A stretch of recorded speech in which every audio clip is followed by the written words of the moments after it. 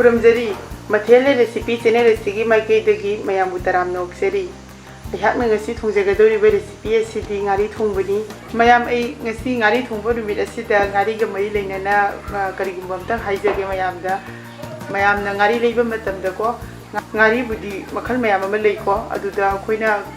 ngari लेबा मतमदा ngari से येंगबिउ असि ngari से थुमजाकपि ngari नि अदुगा असिसु थुमयाकपिनेबा अदुदा ngari से लेबा मतमदा अखोइना असिगी मचुसे सिना ngangyeba ngangi adudagi kalleba ko asigumba se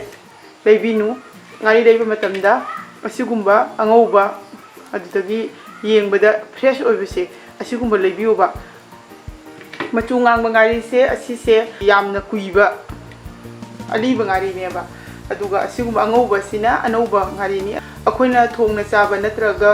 लौना नत्रगा ngौना चाबा मतमदा ngari se asigumba angang ngari se yamna kalli angauba ngari se asidi thongna ngौना चाबा मतमदा yamna hawi adugi thothot nawi maram aduna अखोइना ngari leiba मतमदा asigumba ngari angangba akangba se asigumba leibiganu angauba पाइबदा सुदुम कंदबनि हबा सुमाइना तौबदा पाइबदा सु कंदबनि हबा asigumba ओइना लेबियोबा को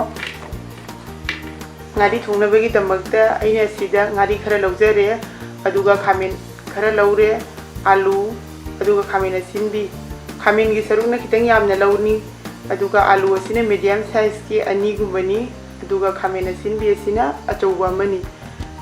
ahan bada gas ta khang ama thangale khang se sare thau hapirani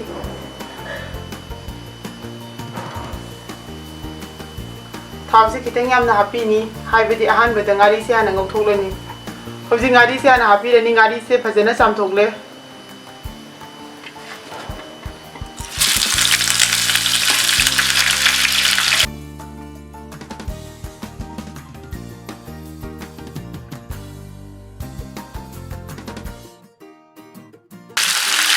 अदो करिगुम्बा ngari अदुना यामना अकनबा ओइबा तारागदि ngहा तिंसिनना थंबियु तिंसिलेबा मतुंगदा फजना सेंगना चामथोगलगा ngौबियु ngari से मुल्ले हौजि लौथोकियनि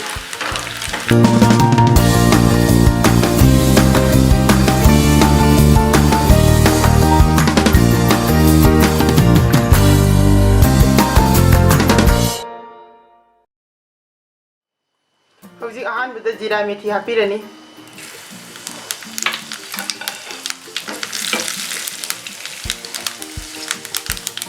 तिलौ हापिरनी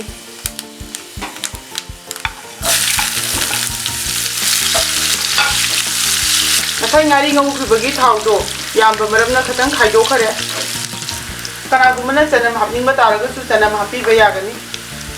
तिलौ से खरा brown होइरे हौजे खामिन से हापिरनी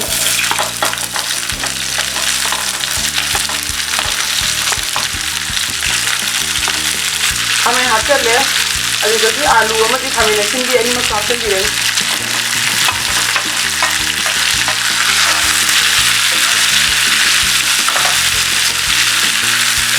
हौजिक मई से मीडियम फ्लेम पे थमलनी अदुगा मखुम कुचिंदुना ngहा मिनिट अनि गुंबा थमगनी मिनिट अनि मुक थमलबा मतुंगदा हौजिक मखुम हांगदोंतुना फजना अमु खाइबिगनी हौजिक अमु मखुम कुचिंदुना अमु मिनिट अनि गुंबा थमलनी हाइबदि है इंसांगी मसल सिंग से फजना नौथाहनगनी अहानबदा हौजिक अमु मखुम से हांगदोकिरनी अदुगा फजना अमु खाइबिगनी मचल से फजना नौथरे हौजी यायंग हापिरनी यायंग से तामो संखायमा अदगी मोरोक तामोस अमा अदगी मरोय से जीरा गा फदिगोंग गी मिक्स असे हापिरनी तामो संखायमा अदुगा मई से लो फ्लेम दा लेयिनी को हौजी अदुगा फजना अमु मिक्स तोबिरनी अदो हौजी ngari से हापिरनी ngari se hauji hapagi marabdi ngari se khara kalli aduna khara nongthanabagi damakta hauji hapirani aduga karigumba ngari do yamna kanba aduga karigumba ngari do yamna kanba taragadi thau ngoraba matungda machal hapa matamdo aduga dum khapten bi ngari do adudagi adum sauna insang loiba phawba sawalo adu iba taragadi ngari do adum mathada total giniaba hauji ising cup में हापीरनी cup में हाबी glass में glass ama hapkhibani aduna khatang liye aduna glass ama tangkhai gumba hapire mukhum je khumjinduna full flame da phajana sawalani alu se munba phawa hojik ensang se minute 10 gumba saure ado hojik makum hangdokuna alu mulaba yengasi phajana mungta okhai birani alu se yam phajana mulle hojik akoya alu singai khabai maning sine thugai birani abako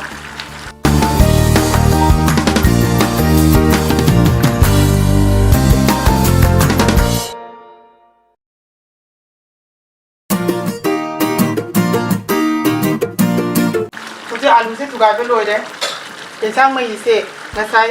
glass अमा तंखाय हापखिबदो अलेंबा glass तंखाय दो अमु हापिरनी ngari thongba se mahi yam langa su haude mahi kitang kangna napnap lawo thongbo aduna heli hawba fajana okhai birani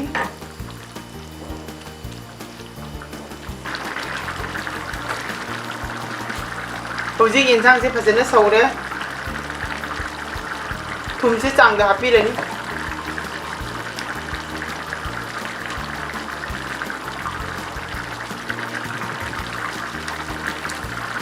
adagi hojik maroi hapirani maroi se chama sama hapirani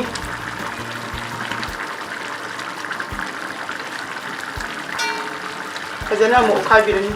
kari gumba ngari aduna thum yamna yakkan mangari oi bataragadi thum do khara yengna khara liktak tangna hapiu hojik ensang se thum habla matung na minute ahum muk saure mai se thingjen birani aduga mathakta adigom hapirani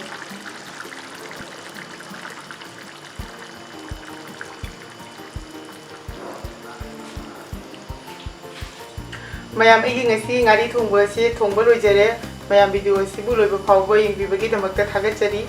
video se loiba phawba yenglaba matungda igi video se bu like to view share to view loina channel se bu subscribe to video na igi channel se bu support to view